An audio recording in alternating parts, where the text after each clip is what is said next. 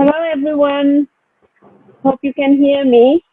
Welcome to today's Fish4Thought session on youth in small-scale fisheries and aquaculture, where we are going to be focusing on youth participation in small-scale fisheries, aquaculture, and their associated value chains. The event, of course, coincides with the International Youth Day for 2021, which is actually observed today, 12th of August. My name is Sonali Senaratna Selamuthu, and I'm the country representative for Myanmar and the regional representative for Southeast Asia with the International Water Management, and I will be moderating this event today. So we're really pleased to have you all join. At the moment, we've got 43 participants who have joined, and we're hoping that more will join in the next few minutes.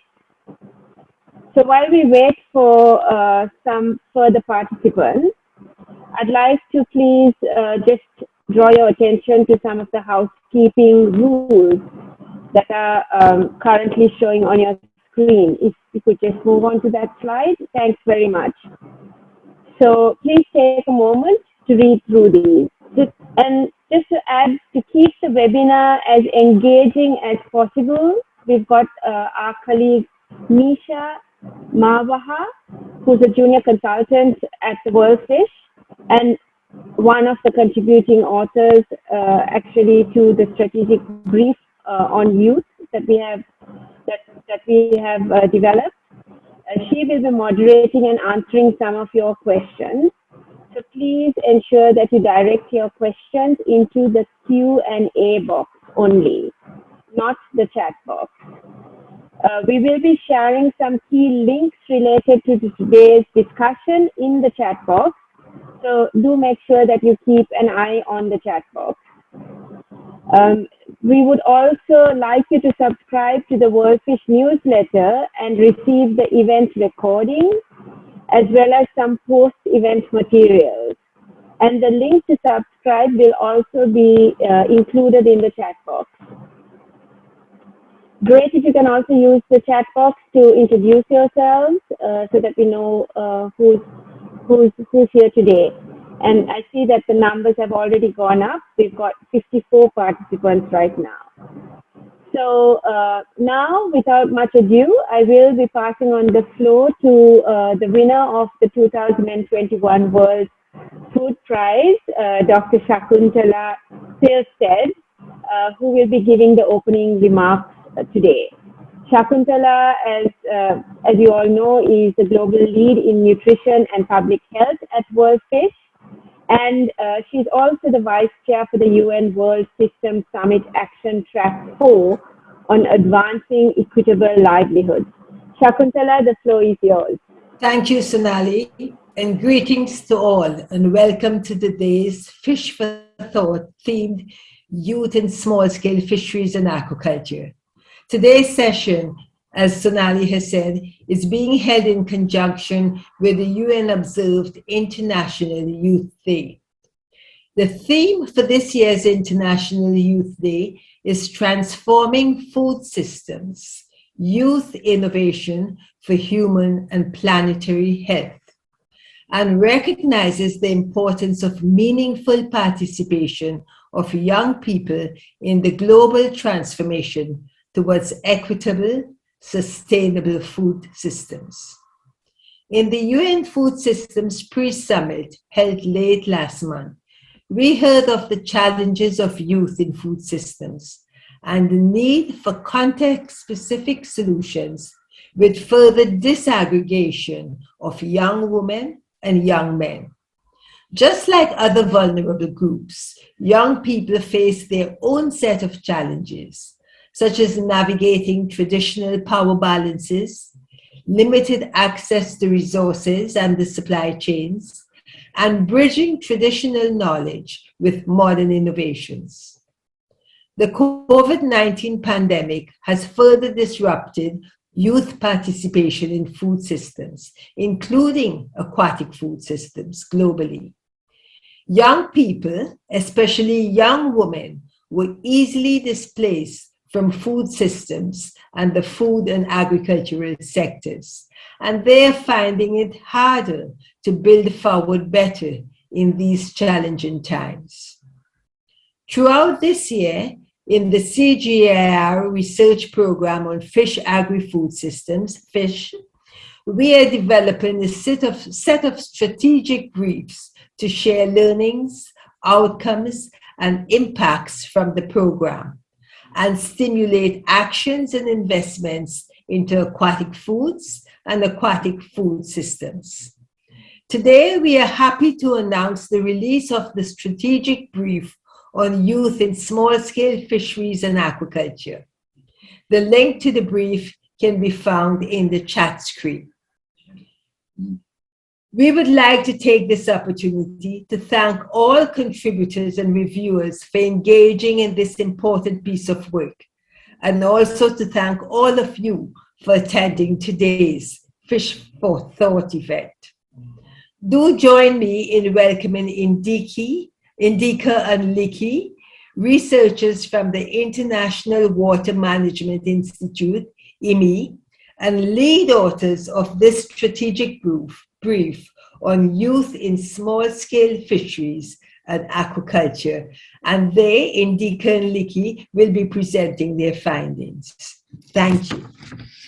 Hello, everyone. Our work with the Fish CRP on youth and aquatic food systems has mainly consisted of 3 pieces of work, which have been synthesized in the strategic brief that Shakuntala talked about a little while ago. The first was a report on youth participation in small-scale fisheries, aquaculture, and value chains in Africa and the Asia Pacific. The report was primarily based on literature reviews, supplemented by interviews with researchers from WorldFish and partner organizations. The objective of this study was to assess the opportunities and constraints to youth participation, as well as suggest areas for future study. And based on the research gaps that this study identified, we then conducted 2 field-based studies, one in Myanmar and one in Nigeria.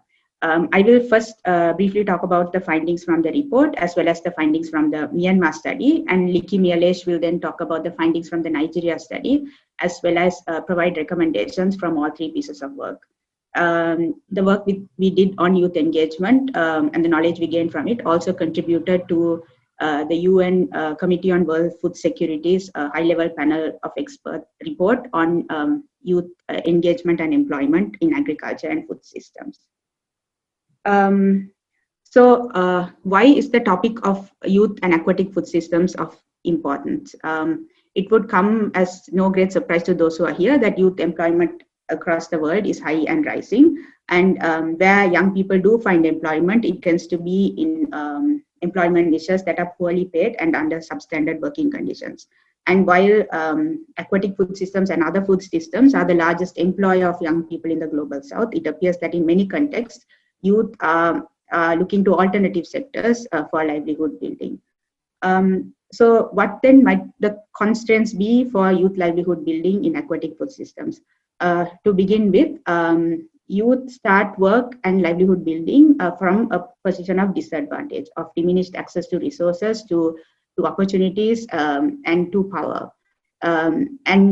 This challenge is further magnified by the rising inequalities we see in many parts of the world, from uneven access to resources to the disparate impacts of global environmental and climate change. And of course, these challenges are further intensified based on other intersectionalities that young people may bear, namely gender, but also caste and class, and so on. So how do these different disadvantages intersect to impact how youth engage with aquatic food systems? The first would be through access to resources. This could be to productive resources such as land for aquaculture production, as well as water rights for fishing, processing resources, and so on. If you use land to illustrate this point, where land is transferred intergenerationally, young people have to wait till they realize their inheritance rights to access land.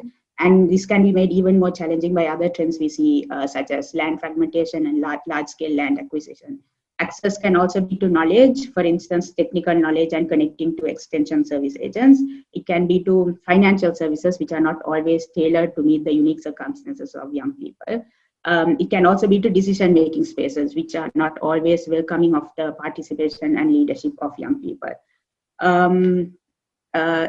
Another challenge that young people face is related to knowledge. Formal education systems, while they have their own sets of benefits, don't necessarily entice or prepare young people for livelihoods in aquatic food systems. And as more and more young people and children are enrolled in schools, the time they may otherwise spend on interacting with other forms of knowledge, such as traditional ecological knowledge and indigenous knowledge, which may prepare them for these livelihoods, is diminishing. And finally, some of the employment niches offered by small-scale fisheries and aquaculture can be poorly paid, can be a lot of hard work and drudgery, as well as and even be exploitative of particular groups such as young women. On the other hand, if you look at where some of the opportunities may lie, the first is in the aquaculture sector, which is one of the fastest growing food production sectors in the world. Studies have shown that young people, it has created jobs for young people, although the quality of these jobs is still to be determined. And also these jobs are unseasonal, so they are available year round. Secondly, considering the challenge to primary production with land and water resources as described earlier, an immediate opportunity for youth engagement might lie further down the value chains in production and trading in small-scale fisheries and aquaculture, for example. And finally, young people are important agents of change in aquatic food systems. They are creating and expanding the possibilities that are available for them. We see many examples of this in the digital realm, and they need to be supported in realizing their full potential. Based on the findings of the report, we then provided 4 areas of recommendation for further study. The first is improving understanding of the diversity of young people as it affects how, where, and why youth engage with aquatic food systems. Second is investigating how economic, political, and social shifts at local to global scales change how youth participate and benefit from these sectors. And then we have analyzing how governance policies affect youth involvement and can impact youth alignment with poor outcomes for young people. And the fourth recommendation was developing targeted interventions to address challenges and create opportunities for decent and meaningful employment for young people in aquatic food systems. Based on these recommendations, we then conducted 2 field-based studies. I will briefly talk about the Myanmar study, which sought to look at the livelihood, aspirations, and realities of young people in a Myanmar fishing village. Fieldwork was done from 2018 to 2019 and consisted mainly of qualitative focus group discussions as well as in-depth interviews, life history interviews with young people as well as their household heads. The study finds that in the Irrawaddy Delta of Myanmar, small-scale fisheries along with wage labor is a primary source of livelihoods for landless and poorer households. Despite this centrality, the inland fisheries sector has largely remained marginalized in state-level interventions in the Delta, which have primarily focused on expanding paddy production, often through large-scale land reclamation interventions, thereby shrinking the productivity of the inland fisheries sector. We find that today, for many of the households, inland fisheries, despite this declining productivity, still continues to be important as they have limited assets. They are unable to diversify beyond a dependency on wage labor and fisheries. However, these are among the poorest households in the village, and inland fisheries, small-scale fisheries also has low social status within the village. The ongoing marginalization is an important determinant, not the only determinant obviously, but is an important determinant shaping the livelihood, aspirations, and realities of the young people from these fisher households. Many of these youth aspire for what they consider the more modern and urban livelihoods, particularly with the increased connectivity to Yangon that was available then. And part of these aspirations were also a means of dissociating themselves from livelihoods associated, like the fisher livelihoods associated with poverty and low social status. However, the intergenerational poverty of this community continued to shape the livelihood opportunities that were ultimately available to these young people. these livelihood realities were also strongly gendered.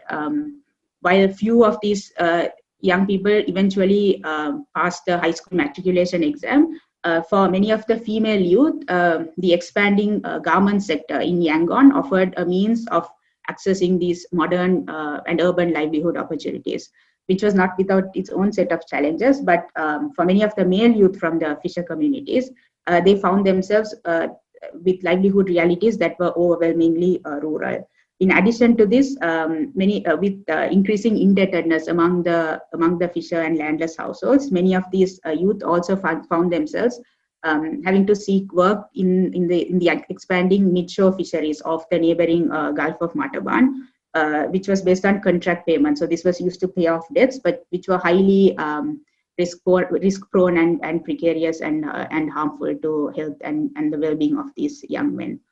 So in conclusion, our study shows that any attempts to engage young people with aquatic food systems and food systems in general cannot be based on simplistic and isolated interventions, but particularly for marginalized households, as we see here, has to seriously take into account the structural constraints also that shape these livelihoods. Liki, over to you. Thank you, Indika. Good morning, good afternoon, and good evening, everyone. I'll be dealing with two parts. First, I'll walk you through a case study on youth inclusion in aquaculture value chain development in Nigeria. And second, I'll talk about the recommendations from the pieces of the studies. And I would like to start the first part with why we did a case study in Nigeria. The Nigerian government has invested in developing aquaculture value chains to increase equitable employment opportunities for youth and enhance competitiveness of the sector. But less than 2% of the youth engaged in agri-food systems are employed in aquaculture. And to contribute to addressing this gap, IMI recently carried out a qualitative study in Oyo, Ogun, Lagos, and Anambra states to explore how livelihood assets, access actions, and value chain dynamics shape youth inclusion in aquaculture value chain. And we identified two strategies that reflect how young men and women make use of their resources to actualize business opportunities, overcome contextual challenges, and create new opportunities to engage in aquaculture value chain. So youth who pursued the first strategy, which is investment-based strategy, are engaged in capital-intensive segments of the value chain, such as production and processing functions, and make three types of investment. First, they revolve their financial and natural capital to make direct investment on land and inputs. They make use of their human, social, and physical capitals to increase access to output market. Also, they use opportunities in aquaculture projects and social networks to equip themselves with technical and business skills. Youth adopting on the second strategy, on the other one, which is the risk management-based strategy, seek opportunities in traditional processing and distribution nodes. And they make selective investments to manage the risk of financial limitations. They use ICTs to mitigate the risk of market misinformation and mistrust.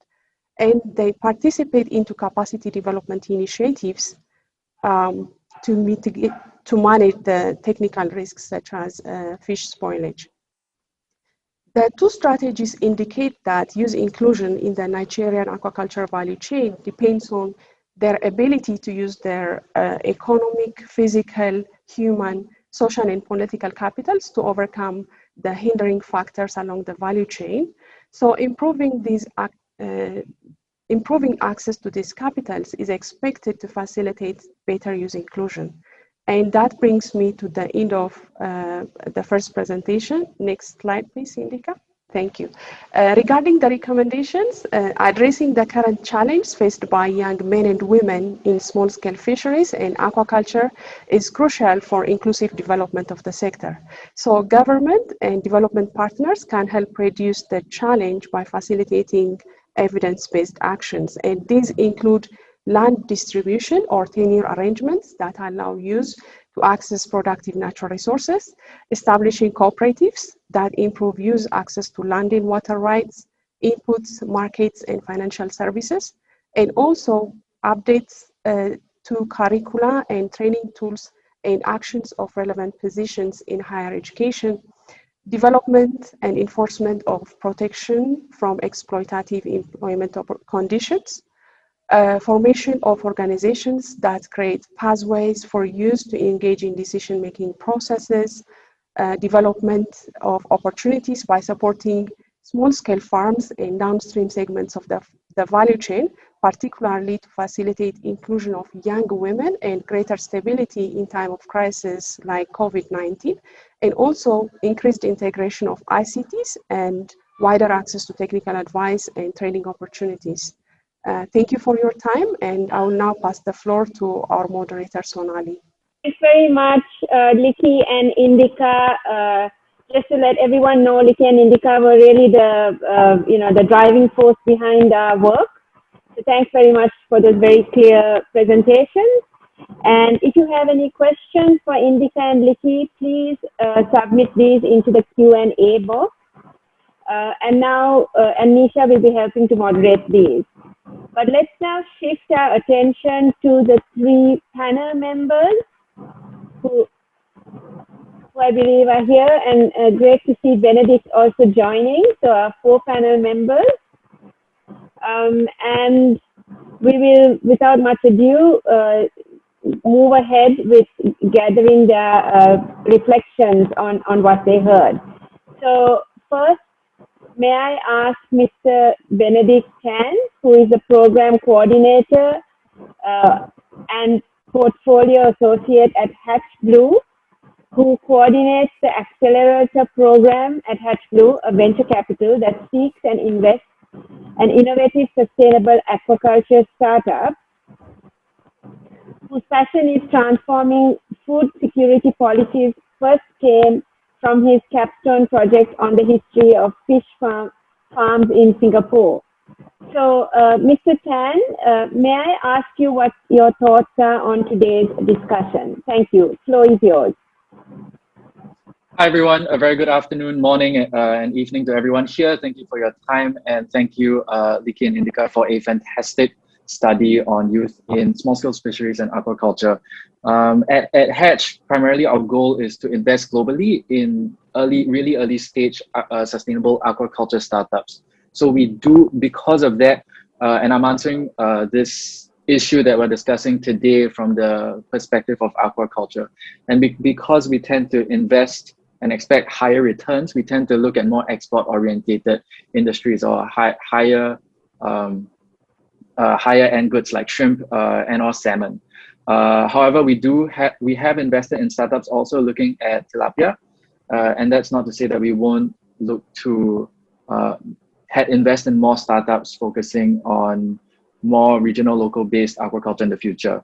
So that does not mean to say that there is a lack of similarities or parallels between export-oriented aquaculture and also locally based aquaculture. Definitely the issue, that there is evidence for the issue. We conducted a study on 3 Southeast Asian countries this year, Indonesia, Thailand, and Vietnam, and there was a severe labor shortage, owing in big part to the COVID-19 pandemic, where a lot of transient labor or labor from other countries in Southeast Asia and or the region are unable to travel to farms in those 3 countries, Indonesia, Thailand, and Vietnam, to work. Because of that, labor is sorely needed, and one source of the labor can also be the youth. But to answer the issue today more broadly, I see 2 main factors that are affecting this. One, which might be the easier one, is there needs to be the infrastructure for youth to participate, because they view it as a challenging, difficult industry, labor intensive. So when I say infrastructure, I mean both technical and social infrastructure. As mentioned before by Liki, just in the recommendations, definitely the use of apps, digital tools, technology, and of course ICT more broadly to even out the supply chain, and to make perhaps one laborer could even monitor and manage a bigger area. So and then when I say social infrastructure, I mean farming groups, even youth organizations, even unions on a certain level, so that the barriers to entry are a lot lower. And the second one is The second factor I see that's really crucial to getting youth is arguably far, far more difficult, and that's the youth aspiration element of it, which was mentioned heavily in the report as well, because it's not seen. There's this ideal where youth do not want to work in aquaculture and small-scale fisheries, and there's a demographic trend where lots of people tend to urban areas, and because of that, there needs to be a serious more marketing campaign, perhaps on a government level, education level. Think about research, educational institutions, and higher ed, to really, and even definitely with NGOs like organizations like CGIAR, WorldFish, and International Water Management Institute, to change this perception and perhaps feature more prominent, successful youths in aquaculture to slowly shift that negative or even bashing of rural livelihoods. And that can tie in with the social infrastructure element that I mentioned earlier. Yeah, but those are my brief thoughts. Thank you very much, Mr. Tan. Very, very relevant and pertinent points. Thanks so much, and great to hear your experience. We're now going to move on to our second panelist. This is Ms. Nita Shenoy, an aquaculture specialist at WorldFish. Shenoy's research work centers on the food and nutrition security aspects in the state of Odisha in India. She works with the State Department of Fisheries and women-led institutions to promote nutrition-sensitive aquaculture and fisheries management to achieve impacts at scale. Nita, 2 minutes are yours to give us your reflections. Thank you. Thank you, Sonali. Thank you, Indica and Licky, for outlining the key principles and outcome of the study. As you highlighted, aquatic food systems provide a wide range of opportunities for the engagement and employment of young people. But as a youth, they do not perceive aquatic food system as appealing. They think it is a traditional labor-intensive activity which generates less profit and not a potential high-profit business activity. So it is very important for us to raise awareness among youth on profitability of these aquatic food systems. This can happen through various training, social media campaigns, and introduction of new technologies. Another thing is youth believe in what they see. So having an exposure through private sector and other training, providing lots of training to the youth can enhance the confidence among youth to take up aquatic food system as a livelihood option. So we must remember that aquatic food system, it cannot work alone. So if it is integrated with other terrestrial food systems such as horticulture, livestock, dairy, that can increase the profit and encourage youth to work in the villages. So for all this to happen, we need a collective effort by the government as well as other developmental partners like us. In the last 2 years, we have seen, due to global COVID-19 pandemic, many have lost jobs and they have returned back to their villages. So in India, if I would like to highlight, Indian government has, including Odisha government, has taken lots of initiatives to encourage youth to take up fisheries and aquaculture by providing financial support. There are youth-centric schemes are coming forward so that the youth who have been returned to their villages can start up new startups in the fisheries. Yeah, that's all my points. Thank you very much, Nita. Very relevant points raised.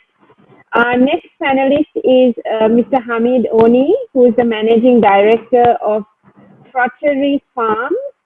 Hamid is an agribusiness and youth development practitioner from Nigeria, and in his capacity, he is committed to providing entrepreneurial opportunities to youth groups through his independent, sustainable agribusiness enterprises in Nigeria and also furthermore in the African continent.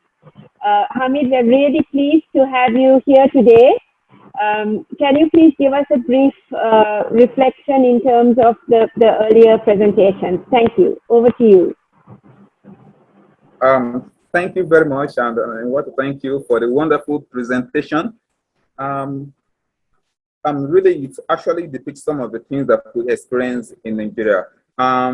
One of the major things that prevents youth from coming into the aquaculture sector is Number one, we need is a kind of mindset change. We need to change the mindset of the youth.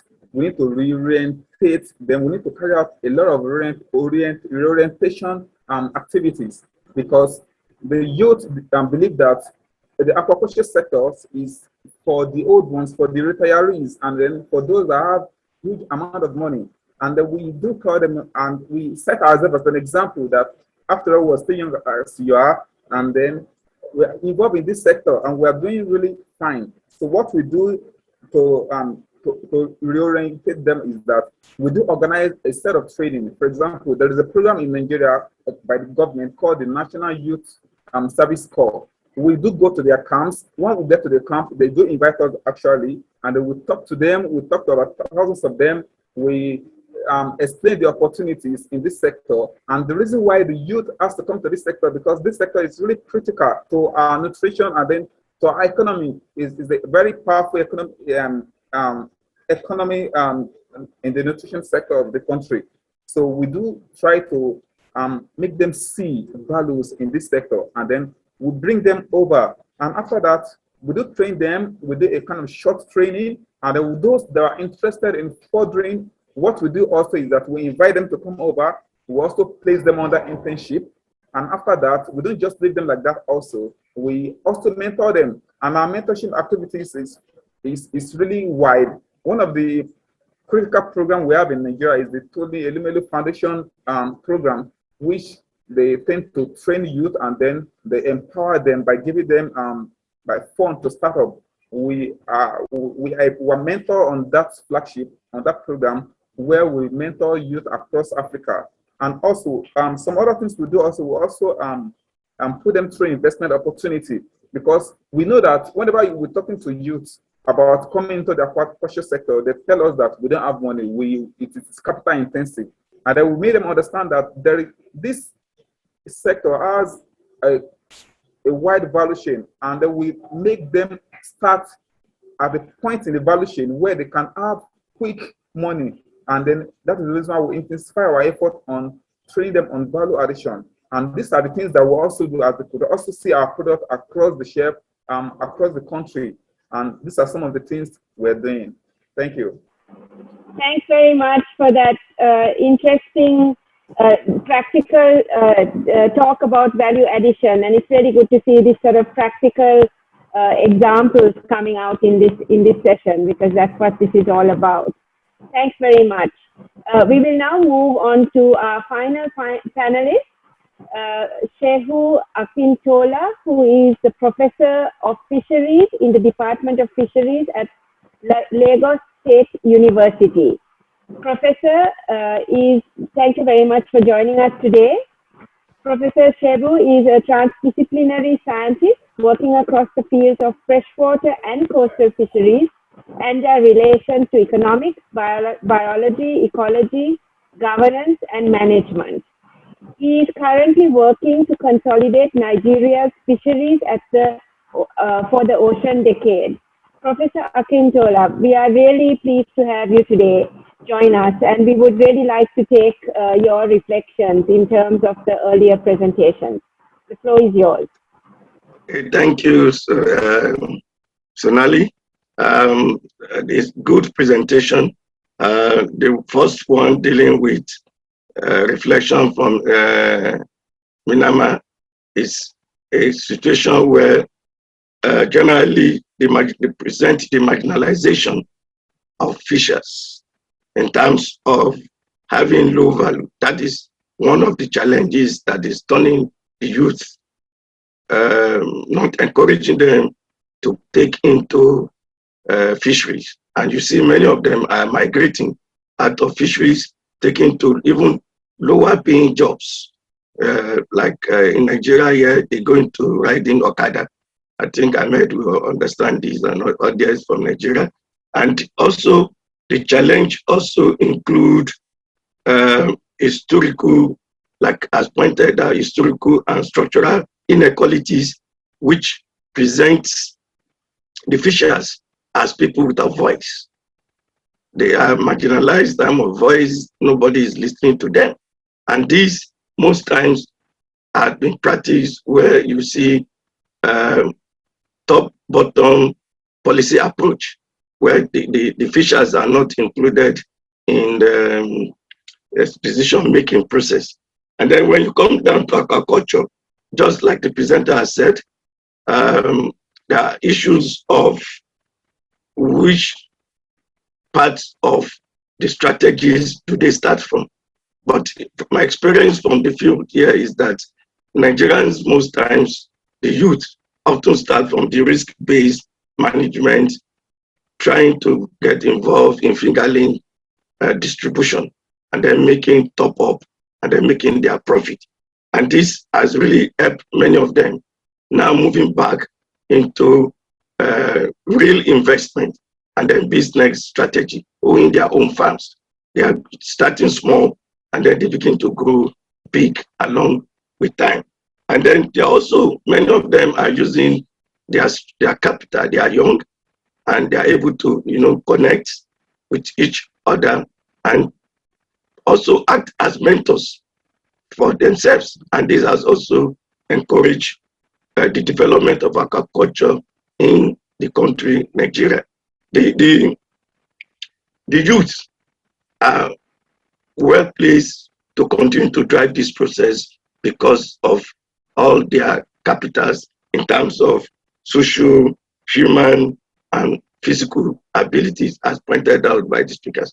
So for me, it's a good funding that has implications for the country, Nigeria, and the entire world. Thank you. Thank you very much, Professor. And great to see these different reflections coming from both Africa, South Asia, and Southeast Asia as well. And really good to see the sort of synergy with what's come out of our report.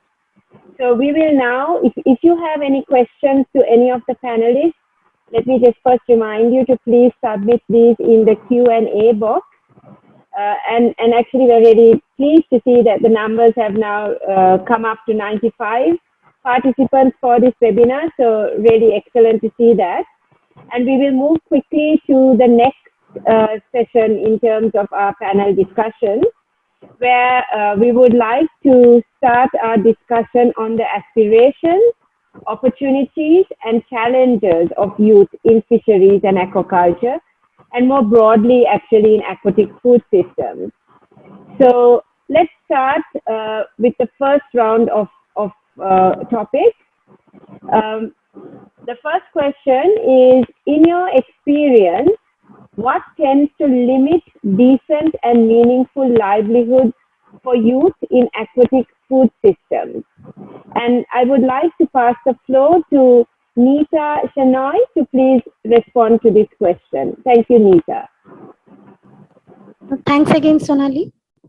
Some of the visible challenges we see from our work with communities are knowledge, that is lack of technical skills, entrepreneurial skills, and opportunities for skill advancement. And another thing is resources, that is access to ponds, capital to start, etc.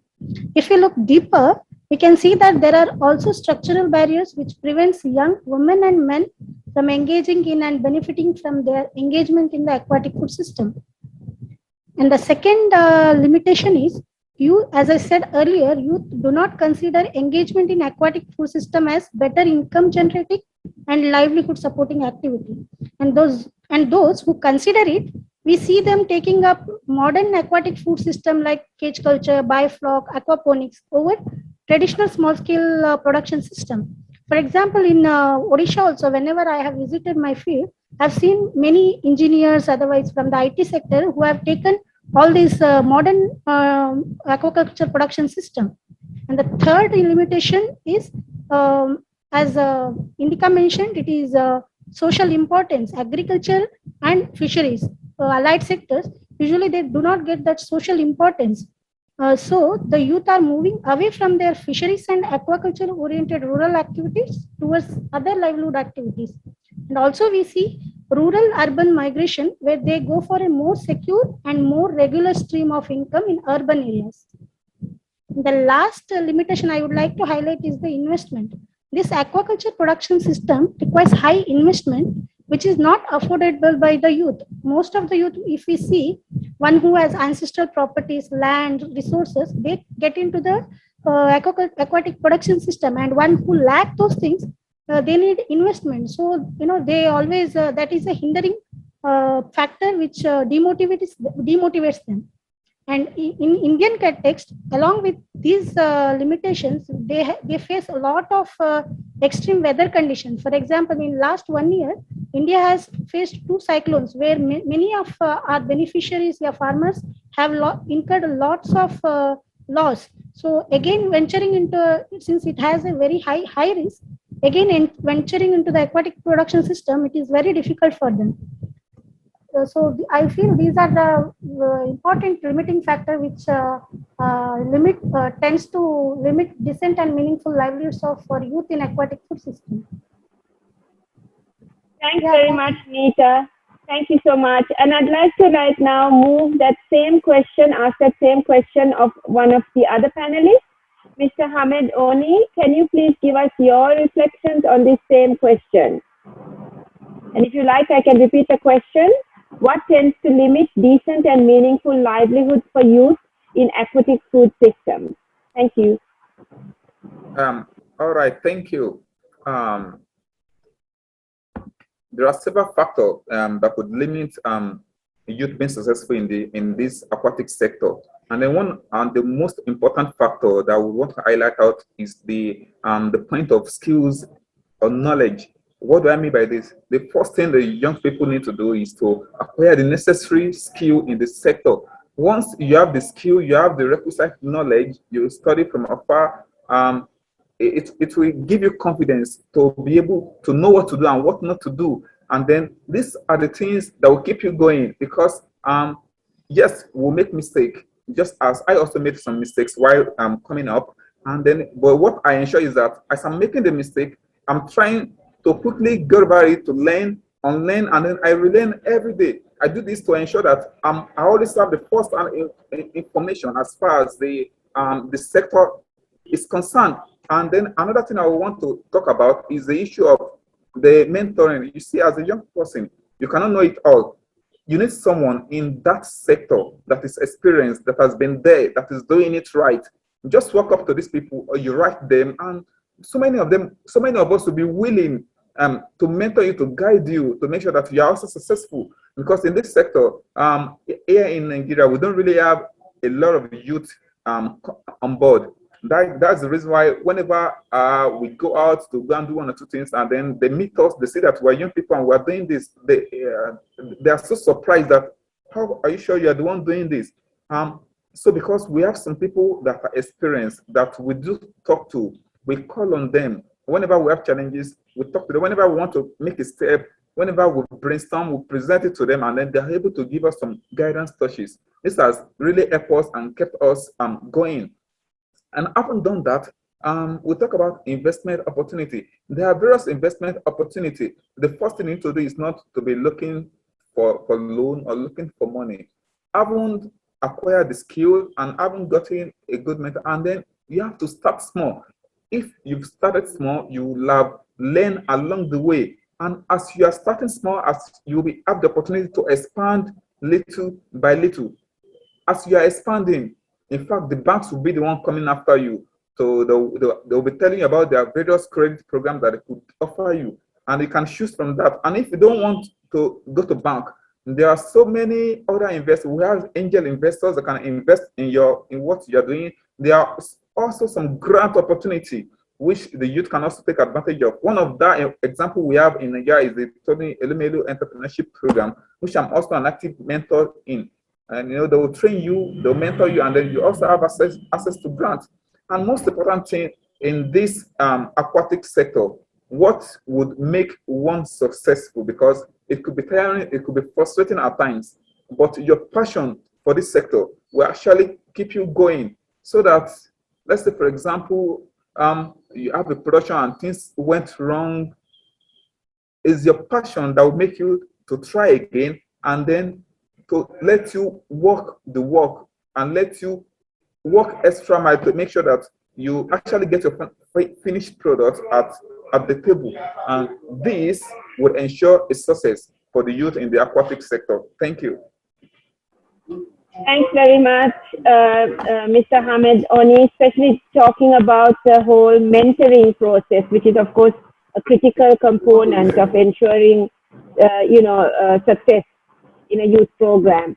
I'd like to now shift to another question and request our panelist first, Professor Shakuntala to respond to this. Professor, what sort of interventions, for example, policies or programs, are required by whom are needed to secure decent and meaningful livelihoods for youth in the fisheries and aquaculture sectors? Again, Sonali, thank you for this beautiful question.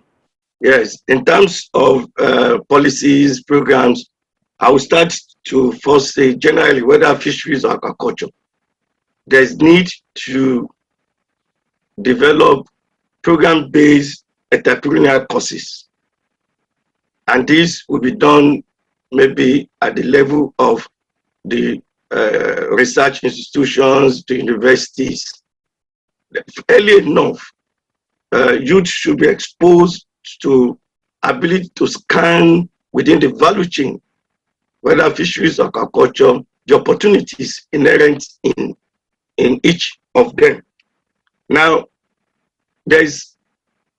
for the states need to implement the SSF guidelines. The SSF guidelines is the voluntary guidelines for securing sustainable small-scale fisheries in context of food security and poverty eradication. States, in conjunction with non-state actors, must come together to implement this. This was launched 2015, but the implementation is a bit slow. In Nigeria, Nigerian government has signed in, but nothing concrete has been done to implement. Then secondly, we need to restructure the nomadic educational system. Often, we do not have the package that ensure that the fishers are trained to be fishers.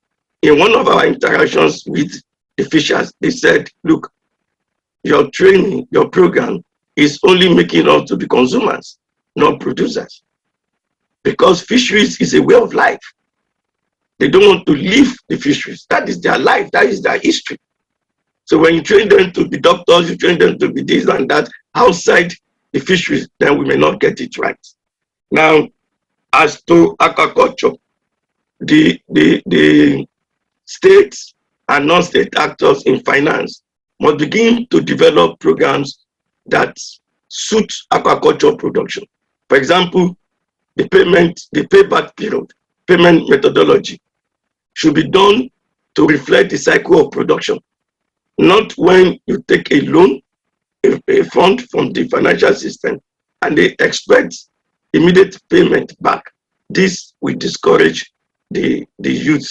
Then they also must begin to learn, like I've said earlier, to target which of the several chain you can operate to start small that are less risky. Take, for example, the risk management based approach, just buying fingerling and then selling to other farmers.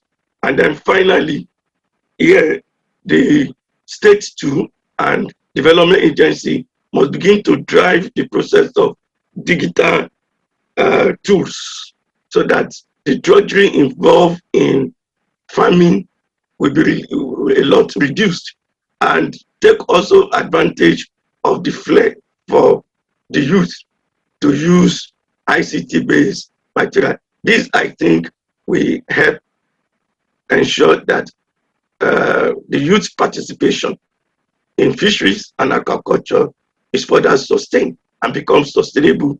And of course, the implication is that we'll be able to solve youth unemployment and also retain the youth within the industry. Thank you. Thank you so much for that. I see that we are running a little bit behind in terms of our schedule, so I'm going to quickly move on to Mr. Benedict Chan and ask for your viewpoint as well, Benedict. If you can just tell us from your perspective what sort of interventions. Thanks, Benedict. And if you can just keep it to a couple of minutes. Thank you. Yes, definitely. I echo Dr. Akintola's points about the need for more patient capital with friendlier terms, especially not to discourage the youth and to lower the barriers of entry. There are some examples, for example, with the Cambodia Rural Development Team.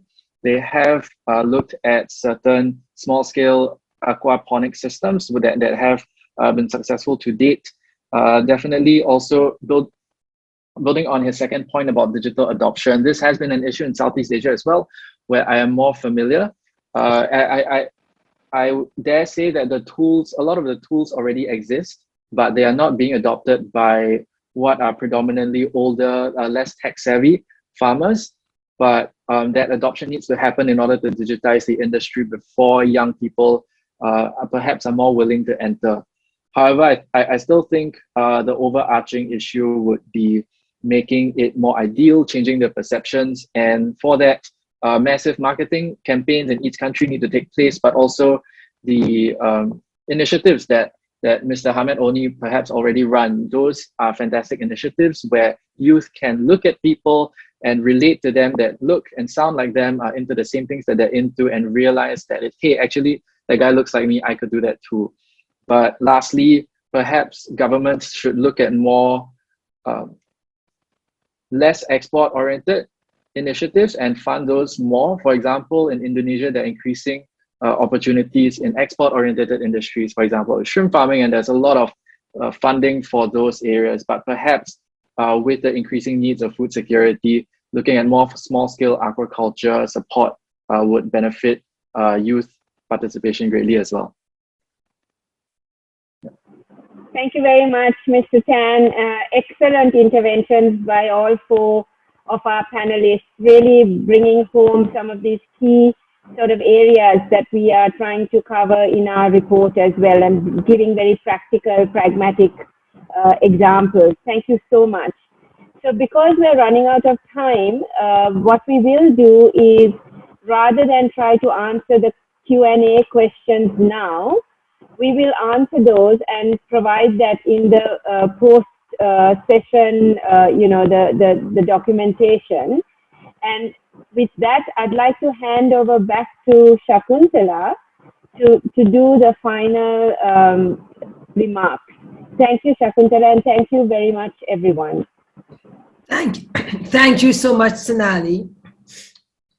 From all of us in the Fish CRP, we'd like to thank you for participating in this Fish for Thought event. And as Sonali said, we will be sharing a document with you in the coming days with responses to the questions that you have posed.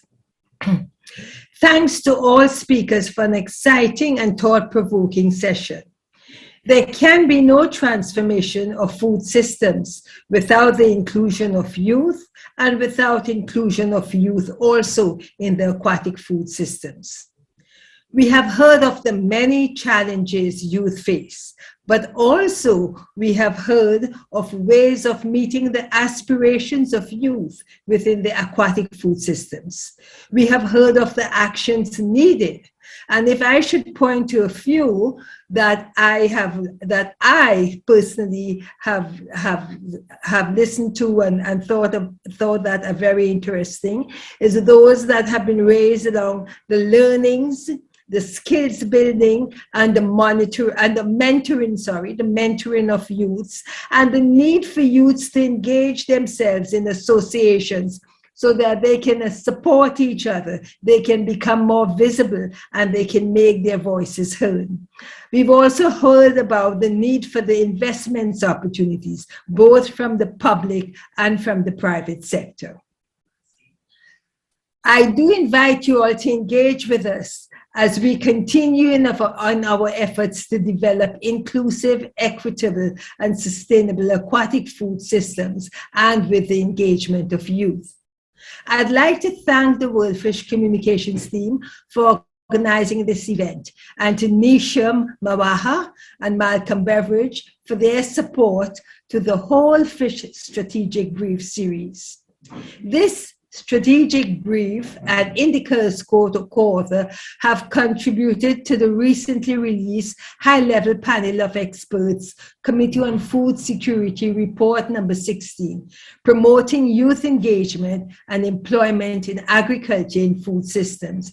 And this report is essential to the discussions we are having in the UN Food Systems Summit, and as we move forward to solutions that are needed for transformation of food systems. This strategic brief will also contribute to advancing the One CGIAR strategy on food, land, and water systems, in particular with respect to youth engagement and capacity development. Please do reach out to us for comments and more information. We hope to see you again in our next Fish for Thought event in the near future. Goodbye and stay safe. And thank you again for being part of this session.